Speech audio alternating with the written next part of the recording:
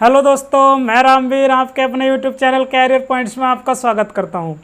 तो दोस्तों, आज हम जो है परसेंटेज के नेक्स्ट पार्ट की ओर अग्रसर हैं।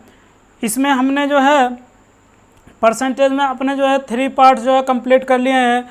और उसमें हमने जो है पहला पार्ट था हमारा, वो हमारा जो बेसिक बताया गया, मतलब हमने उसमें बेसिक बताया है। और जो सेकंड पार्ट है उससे हमारे क्वेश्चन स्टार्ट हैं। तो हमने जो है फर्स्ट और सेकंड यानी कि सेकंड और थर्ड में 13 तक क्वेश्चन कर लिए हैं राकेश यादव क्लास नोट्स की बुक से। और आज हम जो है उसके आगे के क्वेश्चन करेंगे। तो आपका समय वेस्ट ना करते हुए चलिएगा अगले क्वेश्चन की तरफ बढ़ते हैं। दोस्तों, क्या कह रहा है क्वेश्चन, पढ़िएगा। एक आदमी एक संख्या को 3/5 के बजाय 7/4 से गुणा कर देता है, उसके राजस्व में कितने प्रतिशत का बदलाव होगा। ठीक है, बहुत ही इंपॉर्टेंट क्वेश्चन है और बहुत ही आसान भी। ठीक है, तो हम इसको आसान तरीके से करेंगे, एकदम 1 सेकंड में उड़ाएंगे क्वेश्चन को। कोई दिक्कत नहीं है, टेंशन न लीजिएगा, एकदम रामवीर सिंह आपके साथ हैं। सही है, चलिएगा क्वेश्चन की तरफ। क्या कह रहा क्वेश्चन, कह रहा कि एक आदमी एक संख्या को 3/5 के बजाय 7/4 से गुणा कर देता है। ठीक है, देखिएगा इधर 3/5 से किसी संख्या को गुणा करता वो।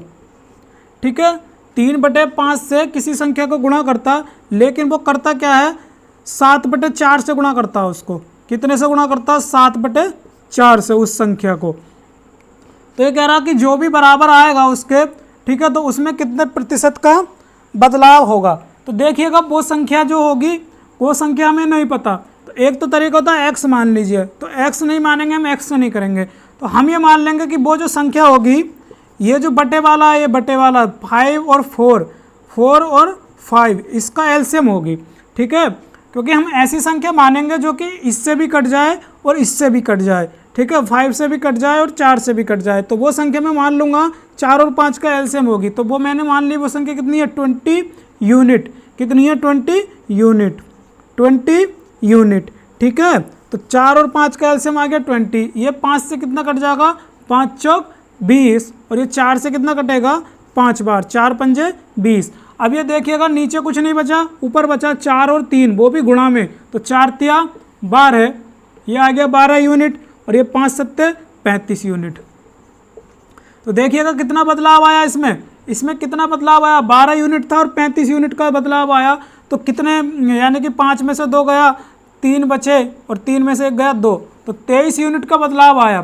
ठीक है, 23 यूनिट की क्या आई, वृद्धि। और कहाँ से वृद्धि हुई, 12 यूनिट से, गुणा 100।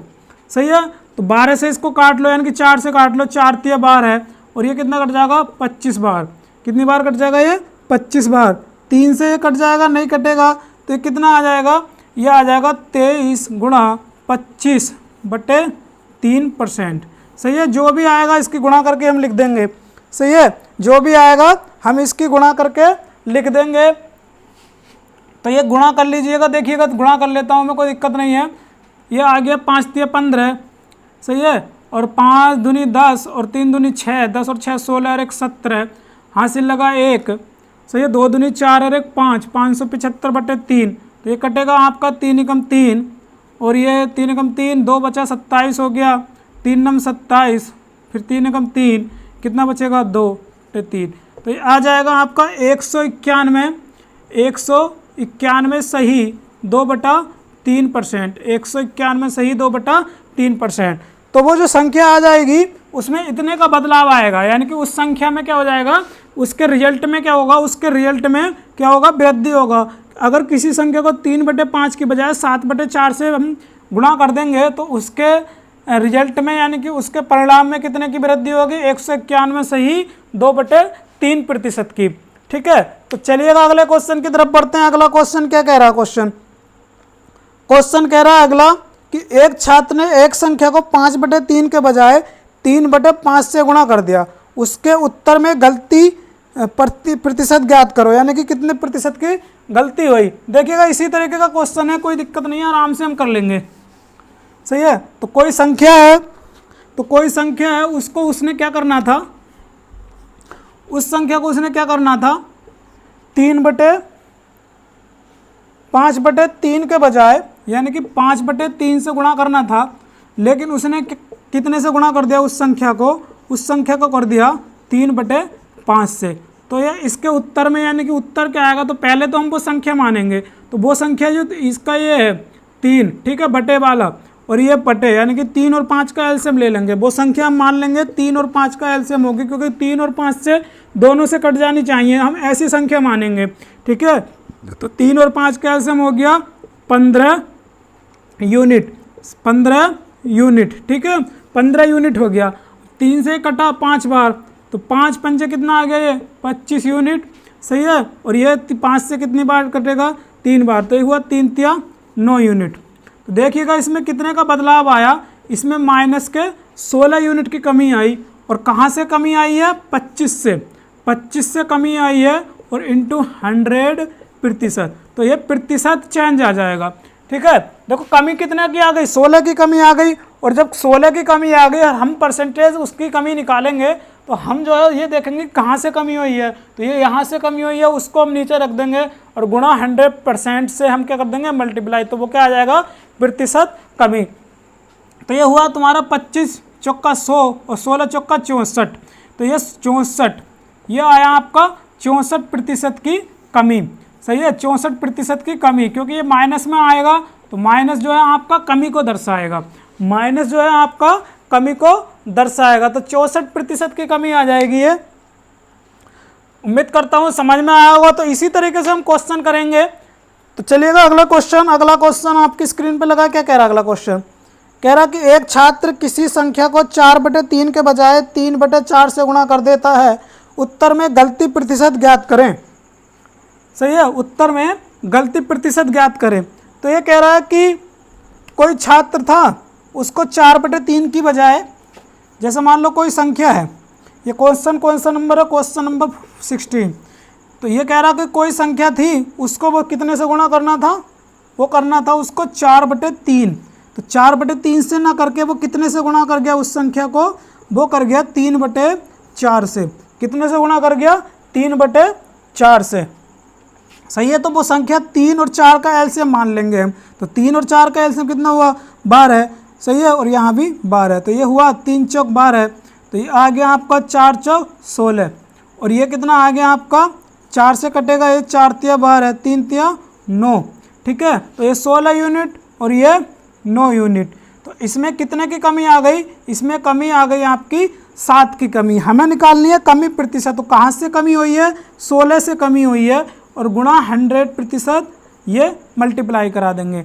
तो 7/16, तो इसको 4 से काट लो, 4 चौक 16, और ये 25 बार कट जाएगा, ठीक है। तो ये हुआ 25 छक्का 150 और 25 सत्ते 175/4, सही है। तो 4 से इसको हम जब सही बटे में लिखेंगे, तो ये आ जाएगा आपका सही बटे में, जब आप लिखोगे इसे, तो ये आ जाएगा 4 से, यानी कि 4 चौक 16, 1 बचेगा 15 हो जाएगा, और 4 दूनी 8, 4 तिया 12, ये आएगा आपका, सही है, 4 तिया 12, 3 बचेगा, 3/4।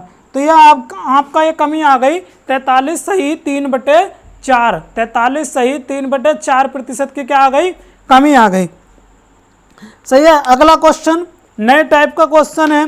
तो इस तरह के क्वेश्चन खत्म हो गए, इसमें कोई दिक्कत नहीं है। बस आपको क्या करना होता है कि जितने को वो कह रहा है कि उसके बटे वाला देख लेंगे और उसका यानी कि एलसीएम ले लेंगे, ताकि वो संख्या कट जाए। इस तरीके से हम इनको कर लेंगे, सही है। एक्स मानने की हमें कोई ज़रूरत नहीं पड़ेगी। तो चलिएगा अगले क्वेश्चन की तरफ बढ़ते हैं। क्वेश्चन नंबर 17, अगर इनकम टैक्स 9 यानी कि 19% बढ़ जाए और कुल इनकम 6% घट जाए, तो इनकम टैक्स की दर ज्ञात करो, ठीक है। ये क्वेश्चन है आपका।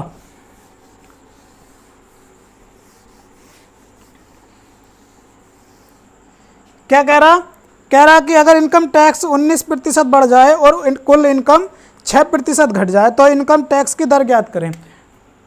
हाँ, तो चलिएगा क्या कह रहा क्वेश्चन क्या कह रहा, ये कह रहा कि अगर इनकम टैक्स 19% बढ़ जाए, ठीक है, टैक्स जो है टैक्स बढ़ जा रहा कितना, 19%, और तो नेट इनकम में क्या हो रहा, नेट इनकम में क्या हो रहा, कमी हो रही है, कितने प्रतिशत की, 6% की। तो देखिएगा जितने प्रतिशत टैक्स बढ़ेगा, यानी कि टैक्स की बढ़ने की जो वो आएगी क्वांटिटी, और जो नेट इनकम घटने के बाद जो क्वांटिटी आएगी वो क्या हो जाएगी, बराबर हो जाएगी।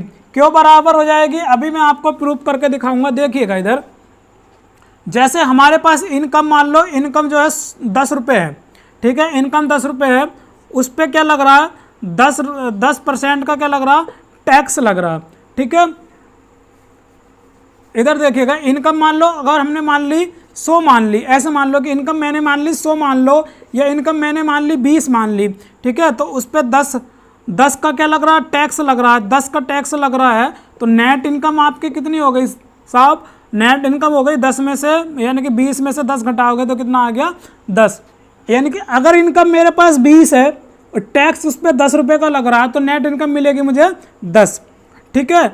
अब इनकम भी मेरे पास 20 ही है, सही है, और टैक्स में क्या हो गई, वृद्धि हो गई। टैक्स में क्या वृद्धि हो गई, वृद्धि हो गई, मैंने मान लिया कितने प्रतिशत की, 10% की। तो 10% की, 10 पे 10% निकालोगे आप, 10 पे जब 10% निकालोगे तो कितना आ जाएगा, यह आ जाएगा 1। तो ये कितने की वृद्धि हो जाएगी, 1 की वृद्धि हो जाएगी टैक्स में। तो अब जो टैक्स लगेगा आपका कितना लगेगा, यहाँ पे टैक्स लगेगा आपका 11। और जब टैक्स 11 लगेगा तो नेट इनकम कितनी मिलेगी आपको, नेट इनकम मिलेगी 9 की। देखिएगा इनकम इतनी है लेकिन टैक्स में वृद्धि हो रही है, तो जब टैक्स में वृद्धि हो रही है और इनकम इतनी रहेगी तो नेट इनकम क्या हो जाएगी, हमारे पास कम हो जाएगी। मतलब टैक्स लगने के बाद जो इनकम आएगी, ऐसे समझ लो किसी की सैलरी जो है 20 लाख थी, ठीक है, और उस पर जो है 10% का क्या लगा, उसको टैक्स लगा। तो 10% का टैक्स लगा, यानी कि 10, ऐसा मान लो उस पर जो है 1 लाख का टैक्स लग गया। अब 1 लाख का टैक्स लग गया और फिर हुआ क्या, जैसे कि 2-3 साल बीते, नई सरकार आई तो उसने जो है टैक्स बढ़ा दिया। अभी भी इनकम इतनी है उसकी, यानी कि इनकम मतलब जो उसकी सैलरी आ रही थी 20 लाख, अभी भी इतने की 20 लाख की, 1 साल की जितने की भी आ रही है, तो उस पर जो है टैक्स और बढ़ गया। तो टैक्स जब बढ़ेगा तो उसकी जो आय थी, उसकी आय कम हो जाएगी, नहीं हो जाएगी, तो कितनी कम हो जाएगी, जितना टैक्स बढ़ेगा। देखिएगा कैसे आया, देखो यहाँ पे 10 नेट इनकम हो रही थी, यहाँ 9 हो गई, यानी कि 1 की कमी हो गई। तो ये देखिएगा यहाँ नेट इनकम में 1 की कमी हो रही है, कब हो रही है, जब यहाँ पे टैक्स में 1 की वृद्धि हो रही है। मतलब ये है कि टैक्स में जो वृद्धि होगी, ठीक है, उतनी ही नेट इनकम में क्या होगी, कमी होगी। तो कहने का मतलब मेरा ये है कि टैक्स में जो वृद्धि हो रही है 19% की, वो नेट इनकम में जो कमी हो रही है, वो दोनों क्या हो जाएंगे, बराबर, ठीक है। उम्मीद करता हूँ समझ में आया होगा आपको ये चीज़। तो टैक्स में जितने प्रतिशत की वृद्धि, यानी कि टैक्स में जितने की वृद्धि होगी इतने की नेट इनकम में क्या हो जाएगी, कमी, सही है। तो टैक्स का हम 19% क्या निकालना है, 19% निकालना है कि कितना प्रतिशत जो है टैक्स बढ़ा है। तो टैक्स का 19% निकालोगे तो क्या आ जाएगा, बढ़ा हुआ टैक्स। इसी तरीके से नेट इनकम का 6% निकालोगे तो 6% क्या, कमी। तो नेट इनकम में क्या आ जाएगी, 6 की कमी आ जाएगी, ठीक है। तो इधर देखिएगा प्रतिशत से प्रतिशत काट दो, सही है। तो अब ये टैक्स बटे नेट इनकम इधर ले लो, सही है, और ये आ जाएगा 6, और ये क्या है इधर 19 गुणा में, तो इधर आ जाएगा ये भाग में। तो ये आ गया आपके पास टैक्स जो है 6 और नेट इनकम कितनी आ गई, 19, सही है। इस तरीके से अब ये देखिएगा, अब आप इधर देखिएगा थोड़ा सा, इनकम मान लो ये क्या पूछ रहा है, इनकम की दर पूछ रहा है, यानी कि इनकम टैक्स की दर ज्ञात करो। तो मान लो इनकम उनके पास हमें नहीं पता अभी, लेकिन हमें पता टैक्स कितने का लग रहा है, 6 का लग रहा है, और नेट इनकम कितनी आ रही है आपके पास साहब, 19 की नेट इनकम आ रही है। तो ये नेट इनकम कब आई होगी, जब इनकम में से टैक्स को घटाया गया होगा। अभी मैंने करके दिखाया था, जब इनकम में से हम टैक्स को घटाएंगे तो क्या आ जाएगी, नेट इनकम। तो इनकम कितनी होगी, 19 और 6 25, इनकम कितनी रही होगी, 25 रही होगी, तभी तो टैक्स उसमें से 6 कटने के बाद नेट इनकम 19 हुई, सही है। तो अब ये देखिएगा 25 पे कितने का टैक्स लगा, 6 का टैक्स लगा। 25 पे कितने का टैक्स लगा, 6 का। तो 6 का हमें टैक्स लगाना कितने, 25 पे, यानी कि 6 जो है 25 का कितने प्रतिशत है, ये ऐसे निकाल लेंगे कि 6 जो है 6 जो टैक्स लगा है वो 25 का कितने प्रतिशत लगा है, तो 6/25 गुणा 100%, सही है। तो यह आ जाएगा आपका, देखिएगा अभी भी ये समझ में नहीं आया होगा। तो जैसे ये है 25 है और 25 में 6 का टैक्स लगा, तो हम ये पूछ रहे हैं कि टैक्स जो है कितने प्रतिशत है। तो टैक्स कितने प्रतिशत है साहब, 6 है, और 6 जो है 25 का है, ठीक है। जैसे कि अब हम जो है हम हमेशा अपने नंबरों को जैसे परसेंटेज निकालते हैं, जैसे कि किसी के 10th में मान लो 600 में से 245 नंबर आ रखे हैं, ठीक है। तो 600 में से 245 नंबर आ रखे हैं, तो मैं आपसे ये पूछ रहा हूँ कि बताइएगा 245 आपका कितने प्रतिशत नंबर है। तो आप कैसे निकालोगे, 245 को कहाँ रखोगे, ऊपर रखोगे, और 600 को क्या रखोगे, नीचे। तो आप ये बोलोगे कि 245 नंबर है कितने में से, 600 में से, यानी कि 600 का टोटल पूर्णांक है और 245 नंबर है। अब इसका प्रतिशत निकालोगे आप, तो इसको 100% से क्या कर दोगे, मल्टीप्लाई। देखिएगा जब भी आप नंबर लिखते हो तो आप ऐसे तो लिखते हो कि 245 नंबर आए हमारे, कितने में से आए साहब, 600 में से आए। तो जो जितने का पूर्णांक होता है, मतलब जितने का होता है वो नीचे रखते हैं, और जो ऊपर यानी कि वो होता है कि जितने हमारे पास कोई वैल्यू मिलती है। तो जैसे ये है कि मैं आपसे कह रहा हूँ कि 6 है, तो 6 बताइएगा कितने प्रतिशत है, तो 6 कितने प्रतिशत है, टोटल कितना है, 25, यानी कि 25 का ही तो 6% है। जैसे यहाँ पे 245 600 का ही तो प्रतिशत निकाल रहे थे, ठीक है। तो इस तरीके से ये हो जाएगा 6/25 गुणा 100%। जब प्रतिशत निकालेंगे तो 100 से मल्टीप्लाई करते हैं, 25 चौका 100 और 4 छंग 24, तो ये कटा 25 चौका 100 और 4 छंग 24%। तो देखिएगा जो दर आ गई आपकी कितनी आ गई, 24%। दर जो आ गई आपकी कितनी आ गई, 24%, ठीक है। तो उम्मीद करता हूँ क्वेश्चन समझ में आया होगा। चलिएगा अगले क्वेश्चन की तरफ बढ़ते हैं। अगला क्वेश्चन भी इसी टाइप का क्वेश्चन है आपका। क्या कह रहा है कि अगर इनकम टैक्स 17% बढ़ जाए तो शुद्ध इनकम 3% कम हो जाती है, इनकम टैक्स की दर ज्ञात कीजिए। सेम क्वेश्चन है, आराम से करेंगे हम, कोई दिक्कत नहीं है, इसी तरीके से करेंगे। देखिए 1 सेकंड में उड़ा देंगे। अब यहाँ पे सिर्फ और सिर्फ ये बात ध्यान करनी है कि जो टैक्स में जो वृद्धि हो रही है ना, कितने प्रतिशत की हो रही है, 17% की। 17% की जो टैक्स में वृद्धि हो रही है वो जो है नेट इनकम में कमी के बराबर हो जाएगी। क्यों हो जाएगी, अभी मैंने प्रूव करके दिखाया कि जितनी जो है टैक्स में वृद्धि होगी उतनी ही नेट इनकम में क्या होगी, कमी। तो दोनों की वैल्यू बराबर हो जाएंगी। तो tax upon net income equal to, ठीक है, नेट इनकम इधर आ जाएगी बट्टे में, तो ये इधर क्या बचेगा, 3 बचेगा, क्योंकि प्रतिशत से प्रतिशत काट दो, ठीक है, 3 और 17 इधर गुणा में, तो इधर ले आएंगे तो क्या आ जाएगा, ये भाग में आ जाएगा, ठीक है। तो अब टैक्स कितने का लगा, 3 का, और नेट इनकम कितने की लगी, 17 की। तो देखिएगा इनकम कितनी हो जाएगी आपके पास, इनकम कितनी हो जाएगी, इनकम हो जाएगी, इनकम कितनी हो जाएगी, ये हो जाएगी आपका नेट इनकम और टैक्स मिला के जो है इनकम है, क्योंकि नेट इनकम जो आती है वो टैक्स कट के आती है। और अगर मैं खाली इनकम की बात करूं तो टैक्स और नेट इनकम को जोड़ दोगे तो आपको क्या मिलेगा, यहाँ पे इनकम मिलेगा। तो इनकम कितनी आ गई, 20, सही है। और टैक्स कितने का लग रहा है, 20 पे 3 का। तो हमें टैक्स की दर निकालनी है, टैक्स का हमें क्या निकालना, परसेंटेज। तो टैक्स यानी कि 3 का लग रहा, कितने पे लग रहा, 20 पे लग रहा, ठीक है। हमें निकालना प्रतिशत वैल्यू, तो क्या करेंगे हम 100% से मल्टीप्लाई करा देंगे। अब ये देखिएगा बार बार मैं ये मल्टीप्लाई ना कराने की बजाय मैं आपको डायरेक्ट बता दे रहा हूँ, क्योंकि मैंने ये डायरेक्ट वैल्यू बताई थी और अपने बेसिक वीडियो यानी कि पहली वाली वीडियो में मैंने ये सब कुछ बताया था आपको। तो आप जो है उसका फ़ायदा उठाओ। जैसे 3/20 है, 3/20 की ये फ्रैक्शन में है, हमें लिखना है परसेंटेज में।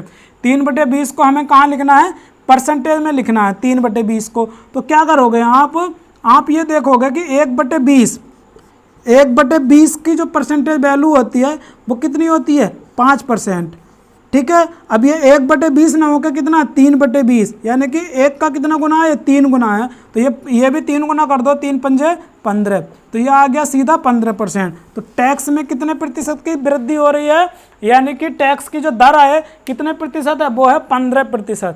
टैक्स की जो दर है वो कितनी है, 15%, सही है। तो आप 100 से मल्टीप्लाई ना करके, क्योंकि आप 100 से भी मल्टीप्लाई करोगे फिर काटोगे फिर लिखोगे, फिर फायदा क्या हुआ मुझे पहली वाली वीडियो बनाने का।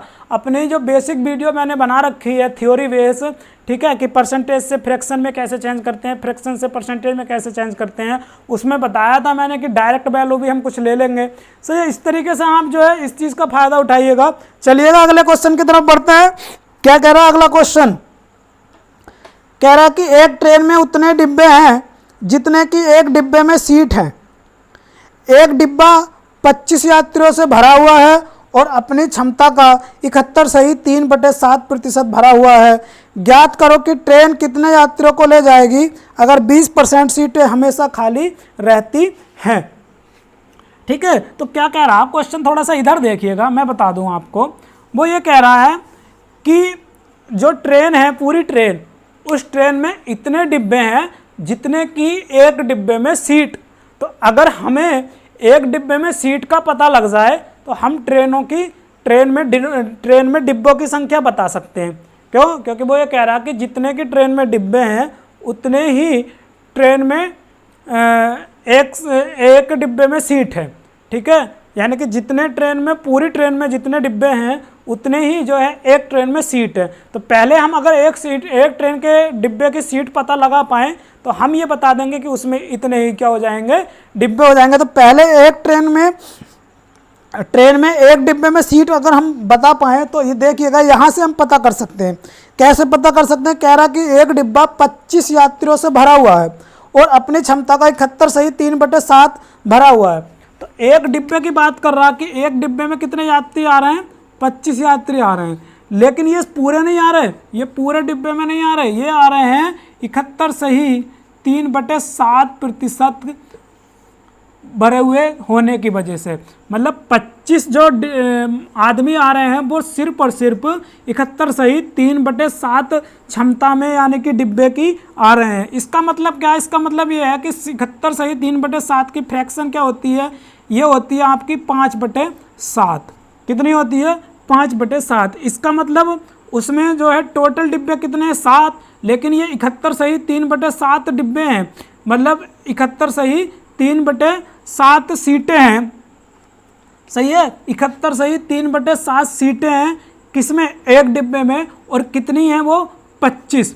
क्यों? क्योंकि 25 आदमी ही उस एक डिब्बे में बैठे हैं। अब आपका दिमाग ये ना चला जाए कि यार एक सीट पे तो कई सारे आदमी बैठ सकते हैं, 5 भी बैठ सकते हैं, ठीक है, 10 भी बैठ सकते हैं। देखिएगा, जब मैंने ये क्वेश्चन पढ़ा और समझा और करा, और जब हमें ये कराया गया था क्वेश्चन, तो देखिएगा मेरे दिमाग में ये कई दिन तक ये बात रही थी कि एक सीट पे एक आदमी कैसे बैठेगा। एक सीट पे तो हम 5 आदमी भी बैठ जाते हैं, 10 आदमी भी बैठ जाते हैं, तो हम ये कैसे कह सकते हैं कि एक सीट पे एक ही आदमी बैठा है। तो देखिएगा, ये उस ट्रेन की बात की गई है जो बुकिंग वाली ट्रेन होती है, मतलब जो बुकिंग वाले जो डिब्बे होते हैं उस ट्रेन की बात चल रही है। यहाँ किसी जनरल ट्रेन की बात नहीं चल रही। तो वहाँ पे एक सीट एक आदमी के लिए ही होती है।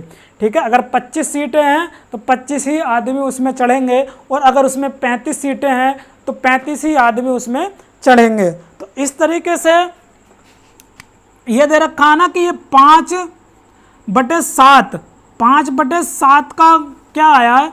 ये आया इसका फ्रैक्शन। 5/7 कहाँ से आया? ये आया इसका फ्रैक्शन। 71.3% की जो फ्रैक्शन है वो कितनी है? 5/7।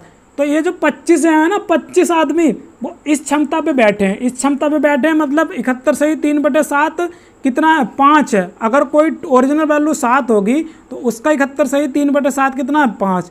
तो यहाँ पे 5 आदमी नहीं बैठे, यहाँ पे बैठे हैं 25 आदमी। ठीक है, तो 5 यूनिट की वैल्यू कितनी है? 25। तो कितने गुना आए? 5 गुना। सही है, तो इसी तरीके से ये भी 5 गुना हो जाएगा, और 5 सत्ते हो गया 35, 5 सत्ते हो गया 35। तो देखिएगा ये टोटल क्या आ गई? उस डिब्बे में सीटें आ गई। टोटल सीटें कितनी थी उस डिब्बे में? 35, लेकिन एक डिब्बे में बैठे कितने आदमी है? सिर्फ और सिर्फ 25।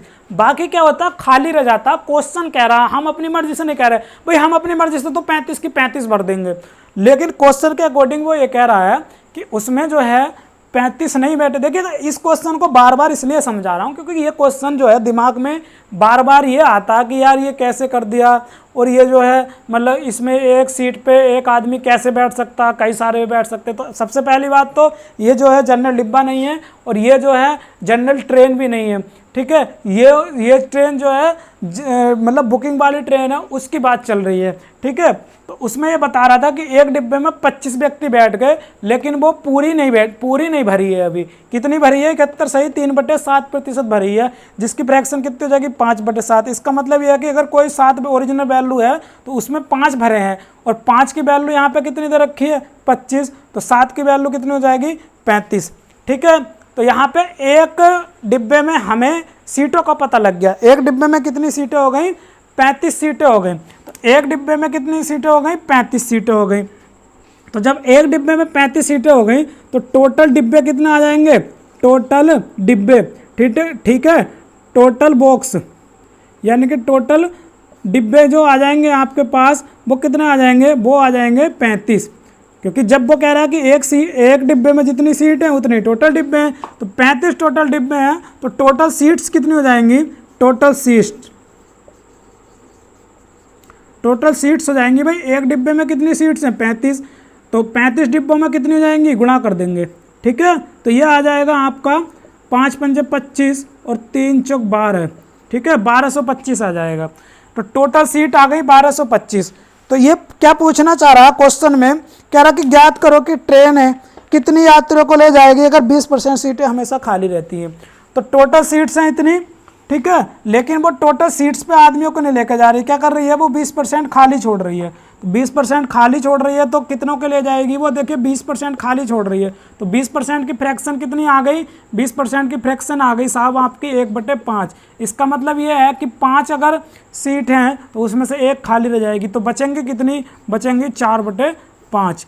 ठीक है, तो 1225 का 4/5 सीटें क्या बचेंगी, सही है। तो 5 से इसे काट लो, 5 दूना 10, सही है, कितना हो गया 5 चौक 20 और 5 पंजे 25। अब आप इसका गुणा कर लो, 4 पंजे 20, 4 चौक 16 और 2 18 और 4 दूनी 8 और 1 9, 980 आदमियों को ले जाएगी। यानी कि 980 सीटें जब बचेंगी, क्योंकि 20% खाली बच रही हैं तो वो 980 सीटें बचेंगी, तो 980 ही वो आदमियों को लेके जाएगी। तो ये पूछ रहा कि कितने यात्रियों को लेके जाएगी वो, तो 980 यात्रियों को लेके जाएगी। देखिएगा 4/5 का खेल थोड़ा सा समझिए।